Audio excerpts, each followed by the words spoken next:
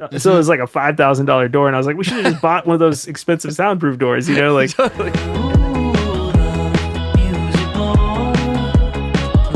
Everyone, just finished a great conversation with Wilson Harwood, somebody that I really admire just for the pivot from producer, artist, band, and now making this incredible impact on the industry, designing soundproof studios and opening up, all of these people to be able to play at home and live their dreams, have studios. Great conversation about entrepreneurship, about the weird ways that careers can go in this industry, and I cannot wait for you to hear it. Before we get into the podcast, I'd love to thank our title sponsor, DistroKid. DistroKid makes music distribution fun and easy with unlimited uploads, and artists get to keep 100% of their royalties and earnings. 1 million plus artists rely on DistroKid to get their music onto Spotify, Apple Music, YouTube, TikTok, Tidal, Instagram, and all of the major streaming services. And it's now available on iOS and Android, so go to the App or Play Store to download it today. Enjoy the conversation.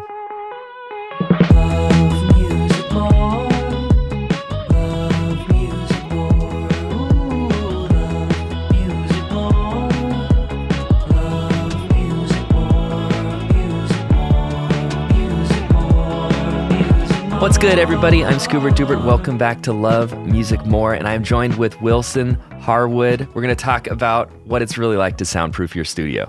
Welcome to the show. Hey, thanks for having me. So I'm obsessed with this topic because it's one of those endless pursuits of design and perfection and failure. And as you can see behind me, not the most efficient. I'm in a bedroom. I threw up some panels. I'm doing my best. But I love to talk about this topic because it combines so many different things from taste, design, the science, and just so excited to pick your brain about it. Yeah, awesome. Well, I'm excited too. And, we'll try to keep it not super nerdy, and we'll have fun and get a little explore the topic as much as you want to. Awesome. How do you even start? Where do you say okay, maybe you're building your own studio from scratch, or maybe you're trying to retrofit your home? How does that just even starting point kind of determine what you're able to accomplish, the path that you're trying to do, the options that are even on the table? Yeah, that's an awesome first question. Where to start? Which is not where everyone always goes. Cool. So I just want to preface this by saying that, I come from a very DIY background, and I come as a musician first, and then a producer second, and then third, this weird new career which I've been in for the last half decade, as really what I call myself as a studio designer and acoustician, and honestly taking on this architectural engineering role, not sound engineer, but real engineer, structural engineer.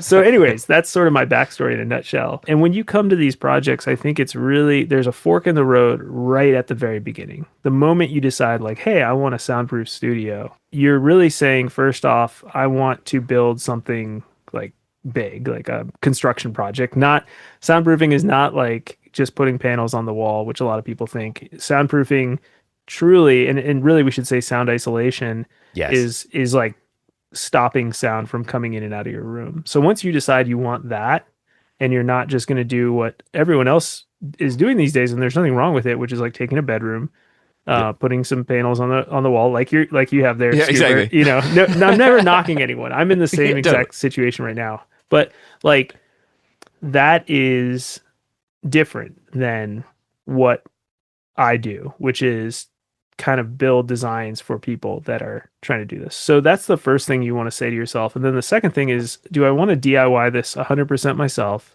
become a YouTube junkie and learn how to do it on my own? Or do I want to hire an expert and have them do it and treat it as if you were adding an addition to your house? Okay. Yeah. Because that's even I came from the background of DIY. Like I said, I started this whole business from the person who's probably listening to this right now and thinking, oh, I want to build a studio and this is going to be awesome. But I've come after 5 years of doing this being no, the best way to do it is to hire a professional and not necessarily do it yourself. I'm not saying you can't, but I definitely am a little biased in that that's my career, but that's the decision you have to make right off the bat. So that's kind of where I would say people should start. Is like, one, is this something that I really want to do myself? And then if not, am I going to hire someone and then just have the dream in my mind and not have to try to figure out everything on YouTube or reading books or things like that? Yeah, and I think that it speaks to the differences of the goal of like, is it sound treatment, as in like MySpace, I'm able to mix decently well, but I still have to rely on headphones quite a bit. You know, I'm making that trade-off. But I also don't mind if some sound leaks or my neighbors hear it a little bit. That's fine. So I'm not soundproofing, I'm sound treating. Versus like soundproofing, like say for example, somebody wants to practice drums at 3 a.m. or record very loud music or crank their amp all the way up, and they live in a suburban environment or whatever like that. That is a much harder challenge than like rounding off the edges. Like isolating sound is just, I don't know if you know it until you've done it. Like I built a studio with a buddy that I owned for a while, and it was impossible in a lot of ways. And we hired, but we also DIY. It was kind of a combination. And the thing that killed me was doors. Yeah. Like doors. It's like you got to get into the space. And so all of a sudden, like your isolation has this built-in weak point. We never quite solved it. That was it's a tricky one. Yeah. And you know, that's the thing, that we all come into it with this like really, especially musicians, you know, we're used to just like, especially musicians of our generation, you know, millennials and younger, it's like, you're just like pre-programmed to be like, I can figure anything out. Exactly. Like, I can do anything. We just got to do it. And I don't have a huge budget. Yeah, no budget, but I've got some time and I've got friends, and like they're, you know, I hear this all the time of people being like, yeah, my friends in the music industry are also in construction, because it's just like they go kind of hand in hand. Yeah. Right. And so you always know somebody who's like, I can get a discount here, do this. And there's nothing wrong with that per se. It's just really, really challenging to do it right the first time. And like with your whole point too of like the doors, like I just default now to like paying for the soundproof doors, and we use that in our projects. We have a company we really like, and that's what we do. When I first built my first studio, we did a soundproof door that I pretty much designed off this book that became like my Bible of how to build studios, which was the Roger Weiss book, Home Recording Studio, Build It by like the Pros, which if you're interested in this topic, like for sure pick up that book. It'll be heavy, you know, heavy reading for a little bit, but over time, as you read it over and over again, you'll be like, okay, I'm starting to get this. And that teaches you a lot. But even that book, you know, we built the door and I did it to spec, and then it just didn't quite work right. And so I spent the next like 5 years tweaking it, fiddling with it, you know, and it worked decently well, but there's a lot of money. I always joke, like we probably put like $2,500 of materials and labor into the door, or $2,500 up front, and then about like another $2,000 over time trying to like fiddle with it with labor and seals and stuff. So it was like a $5,000 door, and I was like, we should have just bought one of those expensive soundproof doors, you know, like totally. And that's like a metaphor for the whole process. I think I've learned is that you'll learn a ton, and that's amazing, but if you want it done right the first time, you probably should hire the pros for sure.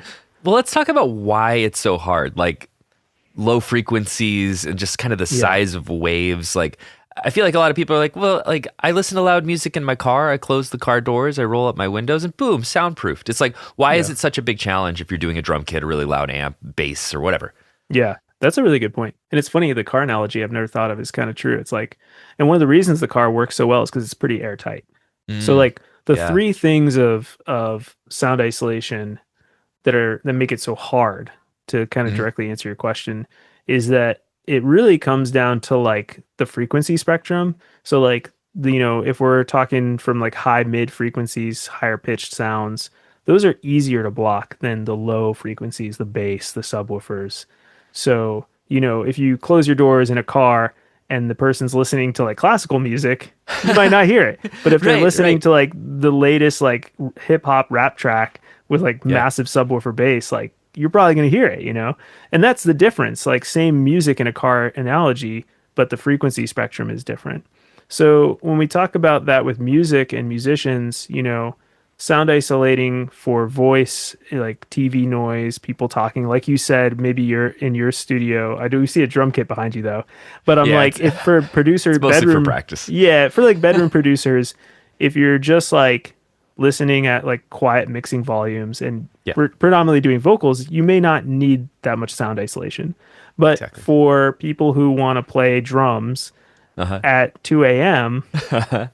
you definitely do need sound isolation, and the challenge becomes it needs to be completely airtight. So the room has to be completely airtight. There's no leaks whatsoever, and it needs to have a ton of mass. So predominantly that's done by just lots of layers of drywall, lots of Huh. layers on your wall, and then it needs to Yeah. be decoupled. So the interior structure of your room has to be decoupled from the exterior structure of your room. What does that mean? Could you talk more about, because that's thrown out a lot, but Yeah. it's like, okay, it's a room within a room, but things can't be touching. Like how does that Yeah. actually work? Well, the room within a room example is good, but it's flawed in the sense that when people imagine literally a floating room within a room, Yeah. it Yeah. starts to defy physics and their brain starts to hurt. Exactly. So Exactly. in theory, you're like, oh yeah, that makes sense. And then when you think about it for a second, you're like, wait, no, that doesn't make sense. Gravity. Yeah, gravity. How do we do that? So, uh, you know, I always start with a concrete slab Okay. because that's like, and ideally the concrete slab is like isolated from the rest of the house. Okay. So either a backyard would be the best, or like a separate Mm, shed, or a garage is cool. Basements are totally fair game because they're usually on the earth. So yes. that's your soundproof floor. That solves that problem. And then the walls, you can use specialty clips to decouple the drywall off the walls, Okay. or you can just build a new wall altogether, sort of going into that room within a room idea. And then your ceiling, you can use specialty clips to decouple the drywall from the ceiling joists, Mm, the above you, or you yeah. can build a new ceiling altogether if you have the money and the space. Yeah. Right. That's it in a nutshell. That's how you do it. That's how I So if do you're it. sharing the same ceiling, you are no longer decoupled. So the Yeah. sound waves can go travel Well, through that. Yeah. exactly. So Okay. the thing that we talked about here was like you're decoupling the final, what I call sheetboard layers or Okay. drywall. Okay. So your ceiling joists may be shared, but if you Okay. use special clips and what we call furring channels, which are these metal channels, and shoot your drywall into those, not the actual wood joists, then it's decoupled. Mm, So there's engineering principles using specialty acoustic clips that get you yeah. that decoupling without just truly floating a room within a room. Interesting. And then What are those yeah, clips made out of? they're So, usually made out of metal non-Newtonian. and then rubber. Metal and rubber. Okay. Yeah, and then Got the it. So it's like rubber less. decouples. Yeah, so the rubber Interesting. decouples, the metal holds it is strong, Yeah. and yeah, they work pretty well. Like, Very cool. yeah, So I'm curious too about like windows or sliding doors, or like you want to be able to see the musician. You don't want to necessarily just be trapped in yeah. like a coffin or something. No, definitely not. Like there's definitely like a human component of you still want it to be a vibey space. You want to be able to communicate, but it just naturally seems like wouldn't a window Yeah, be bad or like yeah, create terrible acoustics, or like how do you deal with that challenge? yeah. So windows are usually not advised for Okay. high levels of sound isolation. Yeah. So if you're a drummer and you're a metal drummer and you want to play at 2 a.m., I'm gonna be like, hey, if we can eliminate windows, your life Yeah. is gonna be easier. Sure.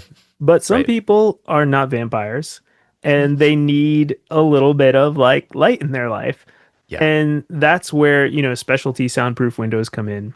So we either build these specialty windows and we design for the contractor or builder to build them, Okay. or we have a specific supplier that we like, that we trust, that we say, hey, client, you should go buy this specific soundproof window and install it this way, and that will lead to the results that you want. The concepts are the same from like a abstract level. A window needs to be really heavy, have that mass, and then Okay. it needs to be decoupled. So like either Hmm. installed on the interior wall or somehow decoupled from the existing frame. Okay. And then you also need to have, make it airtight so that there's no way air can pass like underneath it or around it. So a typical window might have more air, and we're talking like minuscule. Yeah. air leaks. We're not talking like something Wow. you can see. We're talking like you just need to run acoustic sealant, like which is acoustic caulking around things to make sure it's airtight. So should people be viewing like audio waves like water or something, like a fluid dynamic kind of Yeah. thing? Okay. Yeah. Yeah. And another way to look at it is light. Like Like I think light. a Okay. really great example is if you have a window. Well, a window's a bad example. Let's take a door. If you have a Sure. Yeah. Door. door and you have a light in the hallway, and then you close the door and you're in the room, you can see the light in the hallway coming around the door where there's air. Because where air is, Yeah. light will travel through it. Yeah. So when you're sealing your door up, that's a good test. Like if I can't see the light in the hallway coming around the door, it's sealed. And same thing with water. Like if we were to take your hose and fill up your hallway, which you wouldn't want to do, this is the worst way to do it. Same idea. The door should hold back the water in theory. I think that helps because obviously it's an invisible thing, audio, Yeah. or at least to our eyes. And so you think like, oh, the door's closed. Like, Yeah. why can people hear it so strongly? It's like, well, the door, like you're saying, the mass. I feel like aren't most just like normal home doors like hollow? Yeah, basically? they are. Yeah. Yeah, totally. And the studio doors, I actually, I've only broken one bone, and I broke it in 5 different places. Oh my gosh. There's a studio door right onto my big toe. Oh my gosh. Yeah. Shattered. Holy cow. It sucked. Yeah, that. Trying to put it my on the frame, but Whoa. those suckers are heavy. They I know are. that well. They are indeed. Ouch. Yeah. Yeah. They are anywhere from like 200 to 350 pounds usually per door. So we're talking a ton of mass. But the thing that people don't realize with all this is like the mass is that the door, like we said, that fell on your toe. But all that air around that door Yeah, has got to be sealed, or else the door is almost useless. and that's the reason why it fell on my toe. Yeah. Is it was it was such a tight fit that Oh it my slipped gosh. off. Oh my gosh. So Yeah. doors happen. Gotta be careful. Yeah. Yeah, but it really hammered home how much mass and is packed into such a tight little space, and no wonder they cost so much. Like, Yeah. how do you get a door to be that heavy? I know, right? It is crazy. Yeah, it is. You're right. They cost a lot because they're so specialty and Yeah. it's a lot of material. Yeah, totally. And it's such an interesting, like, the idea of like rock soul or the different components, like is that right? Rock wool, Mhm. the stuff that's crammed in between or inside of these sound panels. I think it's the same kind of Yeah. stuff of like the engineering and the mentality and the materials and the construction that has to go into an acoustic version of something. You just feel like, put some foam on the wall. It's Yeah, like, well, right. Yeah. No, not exactly. Yeah. what would you say to people that were like, I don't know, trying to go about this in a DIY way? Would it basically be like, hey, lower your expectations if you're trying to do soundproofing and try to go more towards treatment? Or like what is the way that you could do this for like minimum dollars? Is it basically just like, hey, you got to spend in order to hit these goals? Yeah, these days I've changed my tune to you got to spend if you want to hit these goals, and especially if you want to like work with someone like me. It's like, hey, we're kind of getting pretty serious over here, Exactly, right. If you're Right. hiring me at this point, we're going to give you excellent results. We're working at a super high level. You're getting full construction, all the whole 9 yards. But if you're in that DIY category, like I said at the very beginning of the podcast here, the thing to think about is to definitely expand your idea of cost and time to be realistic with construction. And one of the big things I think I've noticed with people who are musicians or anything or DIY enthusiasts is that you're usually used to things costing a certain range, but when you get into projects like this size, suddenly, $2,000 worth of acoustic panels, which seems like a lot of money, and it is definitely a lot of money, is nothing compared to say the $25,000 to $30,000 a typical garage or basement conversion could cost just in materials alone. And I usually get people coming to me saying they want to do it between $10,000 and $20,000. $20,000 seems like very comfortable to, I think, a lot of DIY Okay. people, and I've had to kind Yeah. of push it up to like 30, especially with inflation. And I just think that that's probably the biggest thing that most people don't realize is just the sheer cost of materials and construction that it takes, let alone the complexity of the design. Yeah. So like it Right. is a big undertaking, and I think that's important. If I could tell my younger self that, it would have been helpful, because I was definitely at that stage when I started this business and built my first studio. Oh, we can do it for like $11,000. And then I was like, oh, I can do it for 20. And then it ended up costing, $45,000, $60,000 when it was all Yeah. said and Right. done. Right. And that's not a place most people want to be in. Yeah. Exactly. So that's the unfortunate truth. I don't want to like Hmm. paint a rosy picture. That I think going in with those expectations is definitely a good Absolutely. idea. Well, having the expectation helps you be able to budget or do it later, or do it when you're ready, Yeah, or exactly. like your career is demanding it, or whatever. Going in with the DIY, I always kind of feel like DIY is the 80-20 thing of like you can get 80% of the results for 20% of the effort, or 20% of the budget, or 20% of the time. Yep. But in soundproofing, like you say on your website, that last 10% is really what you're paying Yeah. for. Yeah, exactly. It is. And like, um, it's one of those things where I think it's really important too. Like at the beginning of the call, you told me a lot of the listeners are kind of in college or maybe exploring an audio career or something like Yep. that.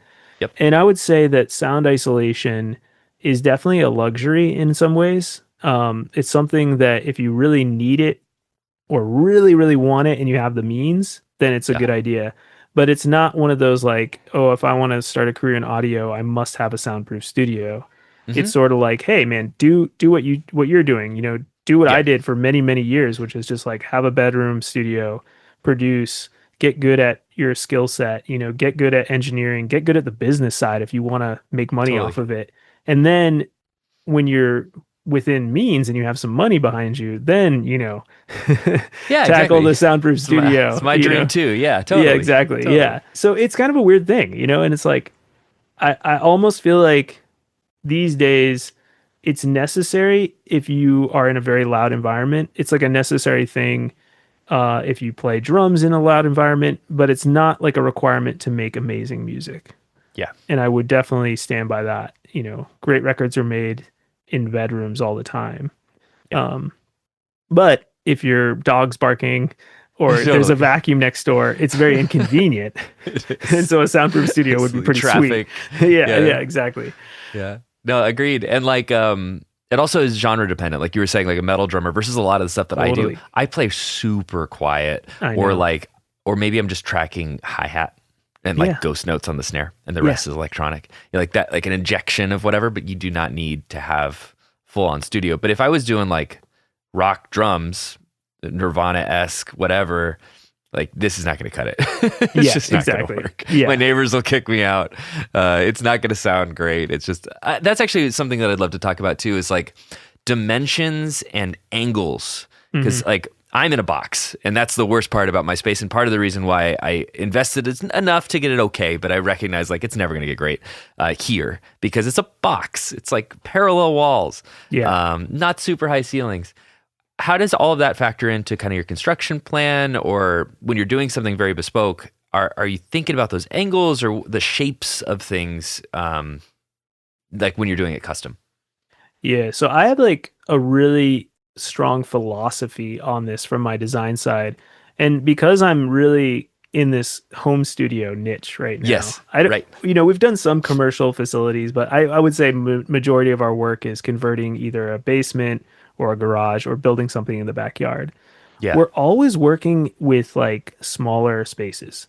So yeah, if you go in the literature and like read books and you're like, you never should design or build a studio in a box, and you should never, you should have angled walls and all these right. things that you Yeah, hear on the internet or all the time. I kind of push it to the wayside and I cool. say, if I can give you better acoustics based on the dimensions of the room for room modes, I will, but I Okay, won't ever let it ruin your room. Okay. So a lot of people come to me obsessed with room modes and like, Wilson, I've been on this room calculator for the last month and I can't decide between like a length of, 10.67 versus 10.89. And I'm like, okay, here we go, And the thing is like if the room becomes so small and constrained that you Yeah. can't use it anymore, Yeah. then the room modes did not matter. It's like Mm. so there's a different mentality I've kind of developed with working in the home and studio environment and then also becoming sort of the soundproof guy.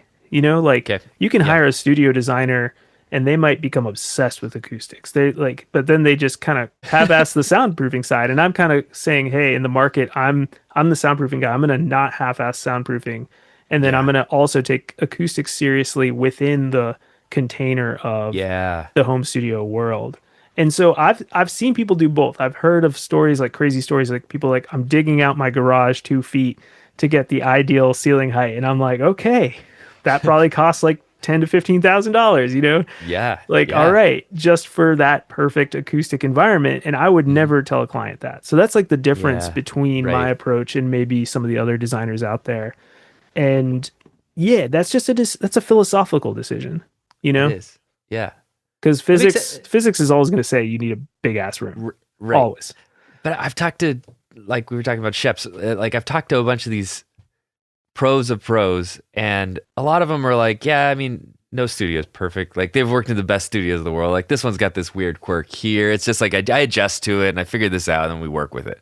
And it's kind of like, even if the multi-million-dollar studios are that way, it's like your home studio is going to have some quirks, but that's also going to be what maybe makes it characterful or interesting or its own thing. If you obsess over every little acoustic refinement, like maybe you end up losing character at the same time. 100%. I couldn't agree with you more, especially in this world where we're like moving past splice into AI. Yeah. It's like your room becomes your sound. Yep. And Totally. and the more you can lean into that, the imperfections of your room, the Hmm. imperfections of everything, making Hmm. yourself stand out, the better you're going to be, I think. That's like my sort of intuition instinct kicking in for future musicians and producers. And so like for example, if you had a reverb chamber in your house and you did an Mm, old school thing where like you put a speaker in your bathroom or in your hallway and you never used a reverb plugin. It was always your hallway. cool. No one Yeah. else could have that sound. And Yeah. so like to me that's cool. I agree. And it's kind of the like it's not totally the world like the world I'm in is like making pristine environments that are quiet. But when it Yeah. comes to acoustics, I don't get too crazy. I'm like, let's stick to the basics. We're not gonna like go too nuts beyond what's reasonable. Kind of like what I said earlier. Totally. Totally. And I love that home studios are becoming, hopefully forever, like such a goal or a waypoint or like a thing to drive towards for musicians, because it Hmm. opens up all this opportunity of like, oh, I can play at any hour, I can record at any time completely on my own schedule. Like you get access to the means of production, so to speak, Yeah. in your own house, and it's the coolest thing. Even if it's on the micro scale, like I have or it had, where I was like on the dresser, that was still the same thing of like I was making interesting records in a bedroom, and now the bedroom just gets a little bit better. And hopefully someday I would love to have like an isolated, cool thing that I can invite professionals. Yeah, to yeah, come play. exactly. And someday you will. And like Thanks. and that's when you can decide like, hey, do I want to soundproof it? Do I Yeah. want to like go full on? Or do I not? Like Right. sometimes I look at some of these studios and they just look so cool because they're just so natural. Yeah. Um, Totally. and I look at them a lot now with a different eye because I look at them and I say, I spent so much time reading about acoustics and sound isolation. I just nerded out at the beginning of this whole journey because I was like, I just need to be an expert. I need to know Totally. everything. And Yeah. then as I looked around yeah, at different studios on the internet and visited them in real life, I was like, there's just so many places where this is just not textbook at all, Yep. and it either works or it doesn't, but it has vibe and it. So usually when it works, it's because it has this vibe that just worked, and Mm. therefore they get more business and blah blah blah. It's like a self Right. fulfilling prophecy. I've definitely heard stories here in Nashville of like multi-million dollar rooms, like you said, that just sound terrible. It's Yeah. almost like the designer was like trying to just make it look cool, or like I don't Uh-huh. even know what they were Uh-huh. thinking, but it just Uh-huh. didn't sound good. Yeah. And they're like, what happened? You know? Right. So that's perplexing to me too, but my theory might be that they just get so in the books, so Yeah. in the math, so in Hmm. that they kind of lose track of what they're actually doing Yeah. I at think the end that's of the day. actually an interesting take to combine with the Splice AI stuff. I feel like probably more and more people will have the textbook answer. Like sometimes I'll talk to a lawyer and I'll go and I'll do all the like ChatGPT or whatever and try to educate myself as much as possible. And I'll bring it to the lawyer and be like, it'll be like, you way overthought this. Yeah, yeah. Like, step back. What are you actually trying to solve? Like, you're trying to get somebody not to sue you for like this music that you made or whatever, like stuff. Yeah, It's yeah. like, you can go way down a rabbit hole through the use of AI assisted things or internet. And then the real experts are the ones that end up having taste and have zoom out perspective and have been like, yeah, I tried all of that. It's not going to move the needle. That's what you pay for. And I think it's going to be more and more that way. Yeah, that's actually a really fascinating point. And it kind of ties back to like what I was saying this whole time of my own evolution as this designer is coming Yes. back to that point of like, yeah, you could do DIY. You could DIY this thing. And I'm like all for it. I'm not going to help you on it, but like you can do it. And, but at the end of the day, I'm like, for the people that come to me and are like, hey, Wilson, I've thought about this for months and I'm sick of it. Can you just help me? I'm like, yeah. Like I've thought about it for years, every day, and like I literally wake up in the middle of the night and I'll like have an idea of how this could be different. So like you Cool. can't compete Awesome. with someone like me, nor do No, of you course want to. not. You don't want to. No. Like, the lawyer, you can't compete with the lawyer. The No. lawyer can sift through ChatGPT in a second and be like, no, dude, like this is what you need to focus on. And Totally. it's the same way for experts in any field. Like Yeah. at some point, respecting that and appreciating it is probably the biggest lesson I've learned. Mm. Coming from my very DIY, very independent musician mindset, it's been almost like a massive identity shift I've had to accept. Sorry to interrupt this very important broadcast. What I'm asking for is for you to rate it 5 stars, share it with your friends. This is like the most important thing for this podcast to grow. So if you want to do this, you go onto the podcast screen, right? You click on the ... on Spotify. Under there, it says rate show, and you go and you click it. 5 stars. If you could do that for me, that's the best way for the algorithms and all this stuff to share it out with the world. I know that it's a lot to ask, but if you could please just hit those 3 dots and then a 5 star, it would really help us out and helps us, get the word out and spread the love of music. So thank you. If you're listening on YouTube, you know what to do. Like, subscribe, all that good stuff. Thank you so much. And here's the rest of the episode. Yeah. But it's been good overall. Like I feel like a better, more mature person kind of Uh-huh. accepting it. Uh-huh. But it constantly means fighting that sort of scarcity mindset that many independent musicians have. And this is kind of interesting too, from like those of you who are listening, who are starting out, like try to fight that. Try to fight that mindset. When you see it in your friends and stuff, like you might feel like you don't have any money. You might feel like, the world's against you. You might feel like we all need to get off Spotify. You might feel like, the man's bringing us down, but try to fight it a little bit because I think you can come above it and it's like a better, healthier mindset overall.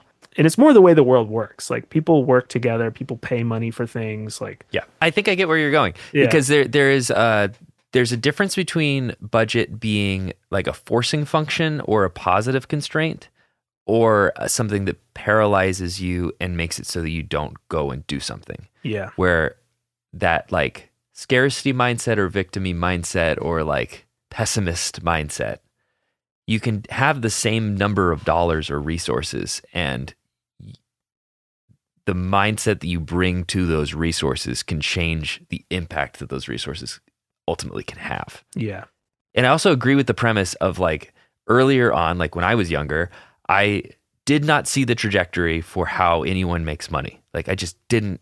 And now that I'm a little bit older, it's like, oh, I get it. Like you deliver value to other people, people give you money. And you just have to like maximize the amount of value that you're giving to as many people as possible. And then you're going to start to get more and more money. Like Yeah. it just, that happens. It really does. Music is maybe the worst least efficient part of the economy for that to happen, but it still happens in music too.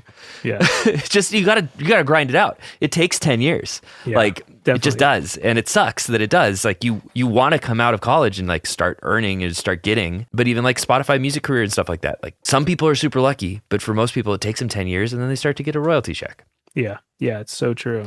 Yeah, that's such a good point with all of this. And it kind of shifts out of like the soundproofing world that we're in. But, part of me is like, I'm so steeped in the music culture still. Like I come from that. So I feel for anybody who's in that place. And I think both Scoobert and I have figured out ways to make a living through that circuitous path in music, whether it's directly as a musician or an artist or an engineer or a soundproof studio designer. Everyone finds their way, it seems like, whether it's what they ultimately wanted to do or not. It's kind of this weird thing. It's a push and pull. Like the other people that are asking value, like you don't want to abstract it away to say the economy. It's like, no, it's like literally my other friends that are making music pull me in certain directions. And you go, oh, like I can afford to go to Japan if I do more mixing. It's like, oh, I'm doing more mixing now. Yeah. And I love it. And it's really cool, but it's not what I thought I would be doing. I was scared to mix like 6-7 years ago. I was like, that's not what I do. I produce. I don't mix. I give it to somebody else. And then it's just like, well, other people want you to do it and they like it. So now you do. Yeah. Yeah, exactly. And over time you get good at it.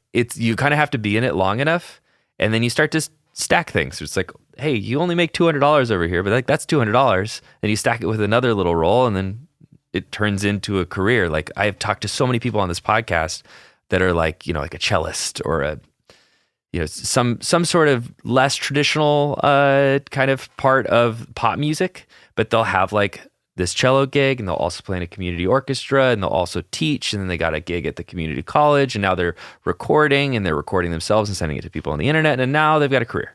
Yeah. But it took them kind of like wandering in the wilderness and then building a circle and then all of the pieces start to grow. And then now you have a career that's unique to your own. It's completely different. And I'd be super curious to hear about your kind of career arc in terms of like where did you come from? How did you get here? And when did you start to feel like, okay, no, this is the main thing? Yeah, it's a super interesting story, as I think every musician's story is. I agree.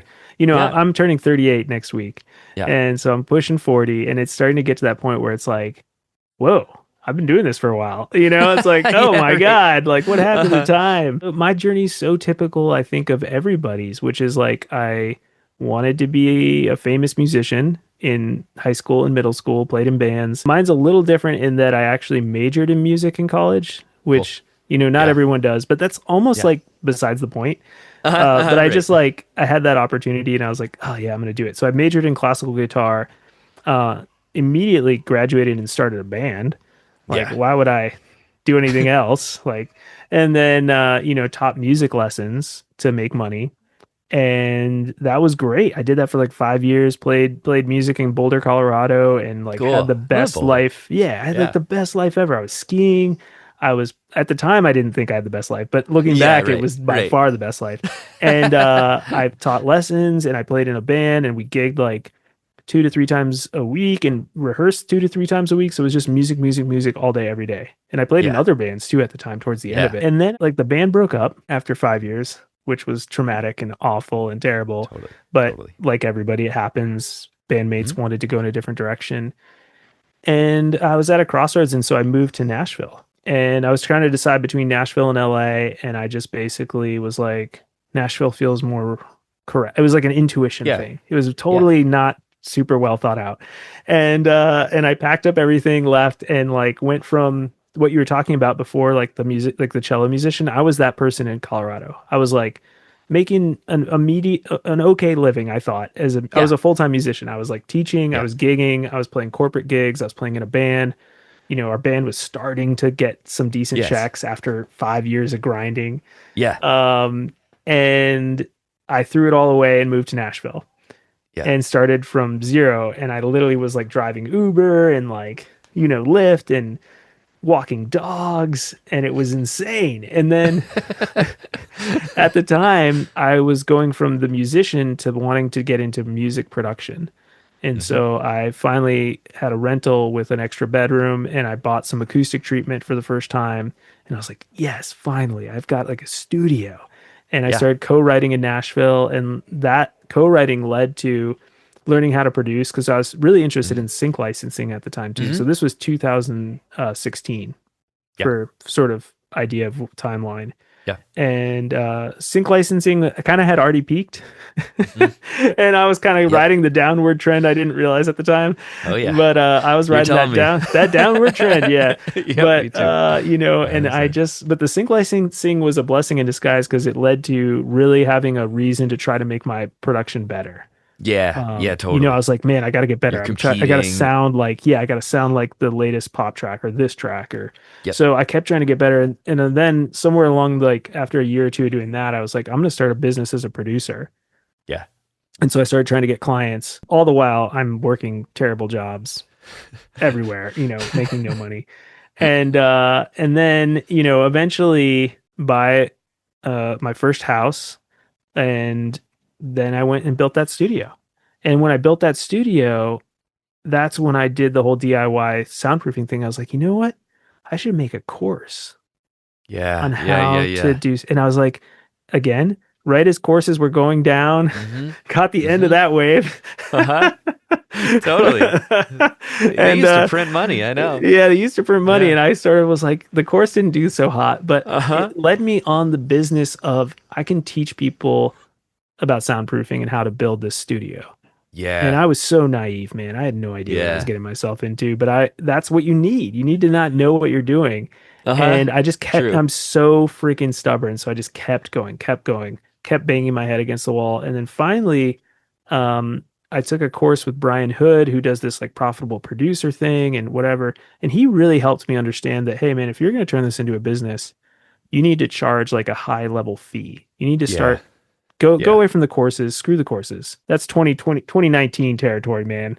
It's 2020. It's like Right. you missed it again. Yeah. But like, anyways, so I did that and that's where it started evolving and then it became like, hey, we want construction plans. I was like, I can figure out construction plans. That's easy. I can do that. Yeah. And again, naive. Had no Yeah. idea what I was doing. And then fast forward, several years later, and here I am, using Revit, top tier architectural program. I've got a team of 3 people, got employees, Yeah. we're like, and it's just crazy. I could have never expected this to happen.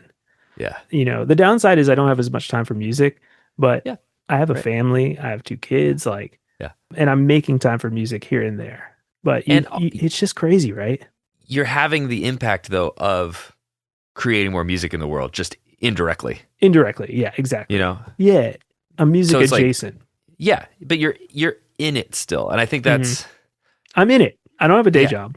Right. You don't have a day job. You control your future. Yeah. You control your time and you get to be providing the like raw material and the sense of place for all of these different musicians. So you have a different kind of like scale and impact because everything that everybody does in every one of the studios that you help to exist, you get a little bit of credit for all of that. Yeah. It's You know? it's super true. Yeah, it's just like a producer. You're kind of like Right. behind the scenes, but Totally. you're having this subtle artistic impact in a weird way. And for me personally, like one part of the story I left out was that I studied architecture in college for like Oh, cool. for like a That is year. a I think it big was a part. year, and I really wanted to double major, but music school was like it was like going to Totally. high school. There was like 8 classes a day. It was ridiculous. And I just couldn't physically take the classes at the same time. So I had to choose and I chose music. And what's happened is I've almost gone full circle. I get to do architecture on my terms and design and music in a way I would have never imagined. Totally. And so it's actually kind of perfect for me. Yeah. In this really cool way. And like the idea of touring and like doing music right now as an artist, which is what I originally wanted to do, I'm kind of like, I couldn't even imagine that at like this age and like with a family and trying to be on TikTok every day. I was like, maybe I'm just, it just all works out, right? Yeah. Yeah, totally. Totally. And it doesn't stop you from still making music. It's just, it changes the relationship and it changes kind of your impact in a different way. It's the same thing like talking to mastering engineers that wanted to be an artist. Like very interesting, like similar arc where now they are just the final step, the final ears to like 1,000x what they could have possibly made themselves because they're working on multiple songs a day. I know. And they're like, well, net impact into the music industry is like way higher is this. The only way I could have had this kind of impact is if I was like the Beatles. So yeah. it's like, yeah, that's a good idea. And that's just like one mastering. I feel a similar way of like mixing or producing or whatever is that, you're able to take your taste and contribute it to a bunch of different lenses of creativity. And I find a lot of joy in it, even if you don't get the credit or the stage time or whatever, the spotlight. I think like the overall impact that you have in terms of like making decisions that other people were not ready to make yet in their artistic career is just super satisfying and fulfilling because you're able to kind of like take them up probably what if they were just on their own doing DIY, where they could have been in like 5-10 years. You can just go, we'll get you right there. We'll give you that vibe that you'll eventually grow to, and you might be able to do it on your own. But like, I feel like same thing for what you're doing of, you could go DIY, but I think about this every single day. Hire me and let me help you skip all of this because I'm obsessed with this and maybe you're not. Exactly. Yeah. And that's like a big adult decision that's hard for people like me and maybe you to make. And maybe a lot of people on this podcast that are so used to doing it all yourself. Yeah. One thing I've learned is like part of my superpower was that like being able to do a lot of things. But I think over time, what's cool is that you start to hone what your real talents are. Yeah. Like we're all born with, like, I truly believe everyone's born with like all these incredible talents, but sometimes we force those talents down a hole. Like, for example, right now it's probably, hey, I want to just be a super famous artist, have tons of streams on Spotify and be super successful on TikTok. Like very stereotypical, but let's just say that's your goal. Sure.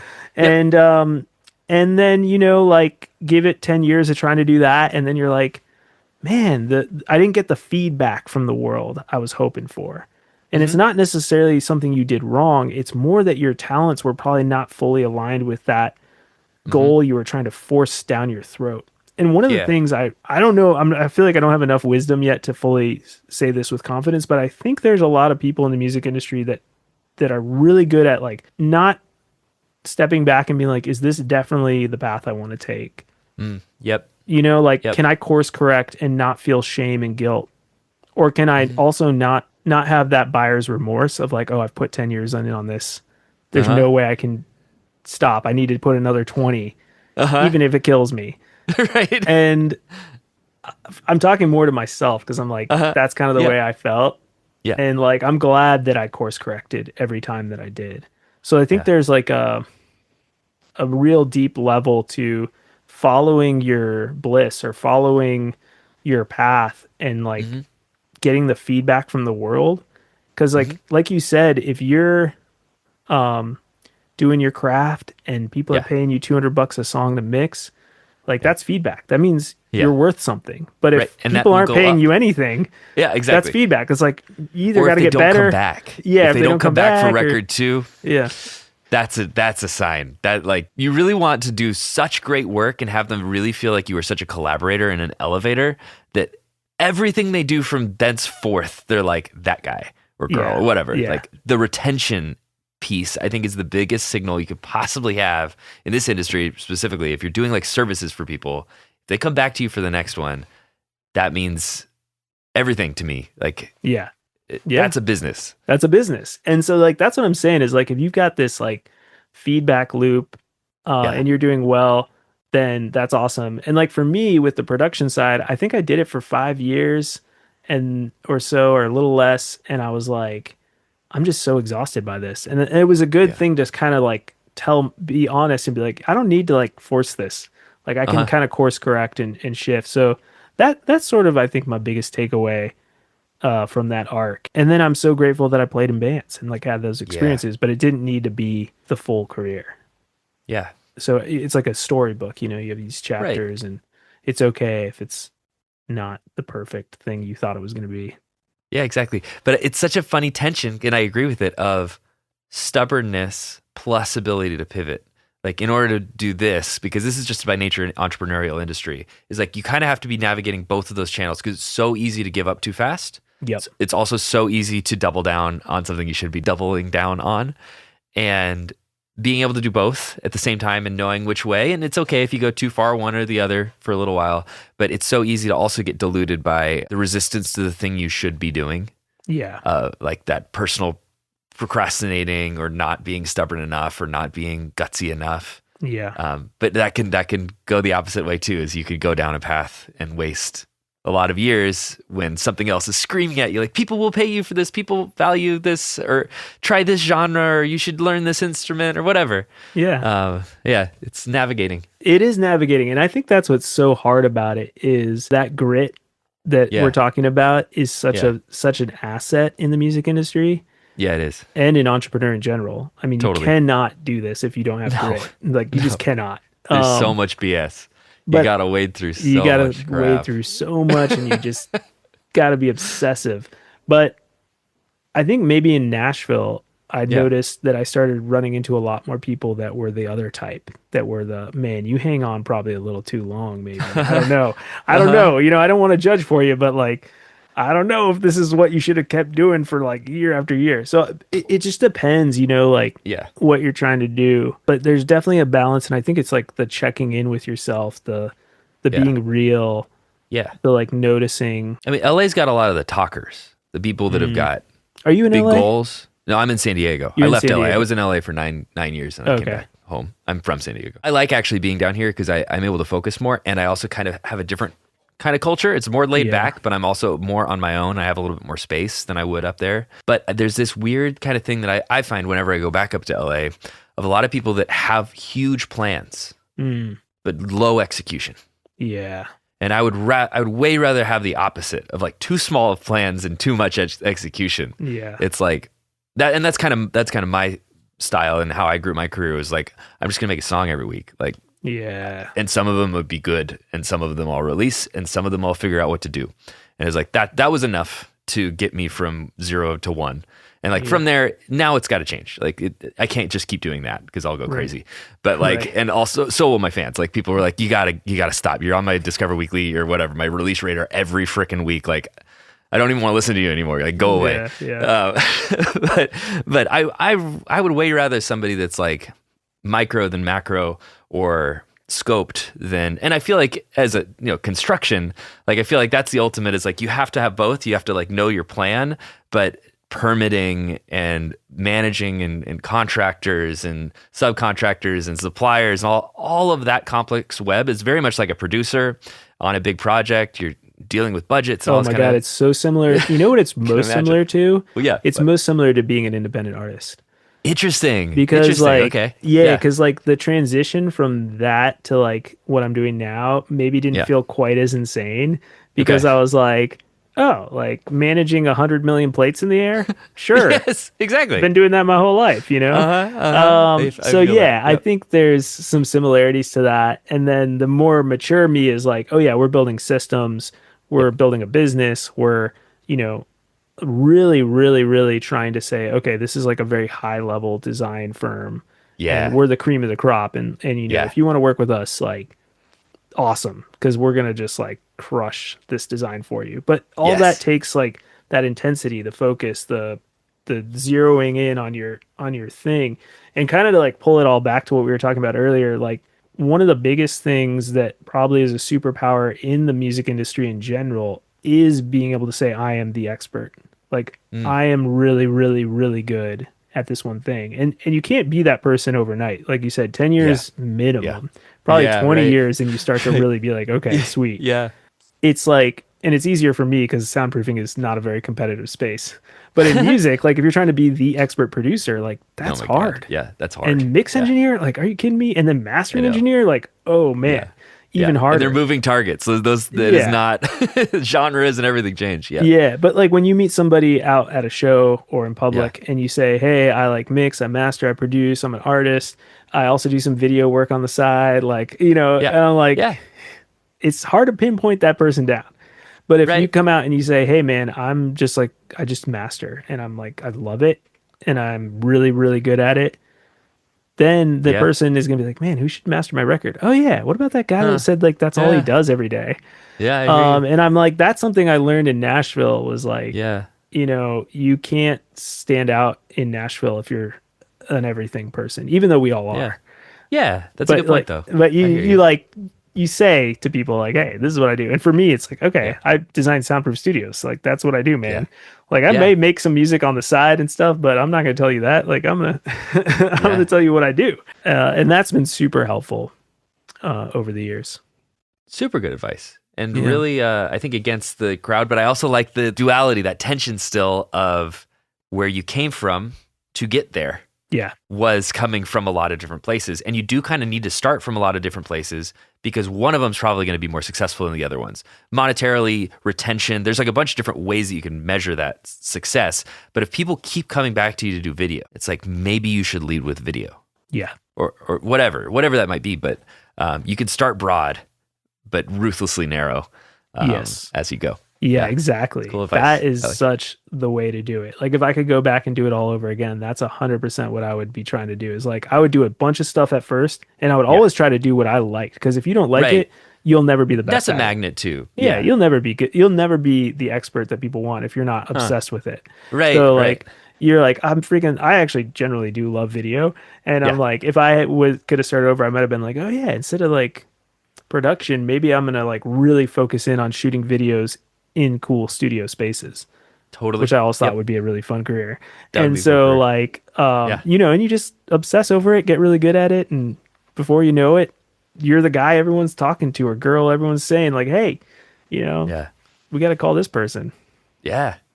That's great. So, yeah. Anyways, man, this has been fun. This has been super fun. I've got one last question if you're good for it on time. Okay, sweet. So the show is called Love Music More. The segment's called Love Music Why. I've got one question for you, Wilson. Why do you love music? Oh my gosh, yeah.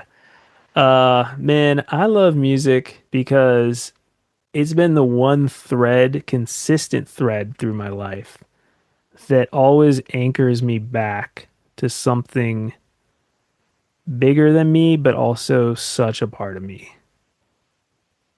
And it's like, whether it's for money or for, you know, learning music lessons, like any period in my life, if I think about music and I come back to it, it's like, it's this thread that's always consistent. And if I can connect to that, I'm like, that's why I love music. Beautiful. Where can people get in touch? Where can people hire you? Yeah, man. So you can go to soundproofyourstudio.com. And then, like I said, I've kind of made myself clear, I think, on this podcast of like, if you're not DIY and you're feeling pretty serious about it, I would recommend reaching out for a soundproof planning call. So you can just go to soundproofyourstudio.com/step1. That's a capital S, step 1. Or just go to the website, soundproofyourstudio.com, and you can click on the buttons there. It'll take you to my calendar, and I'll speak with you for 30 minutes, and we can talk about your project. Love it. Thank you so much for your time. Really appreciate it. Thank you. This is fun.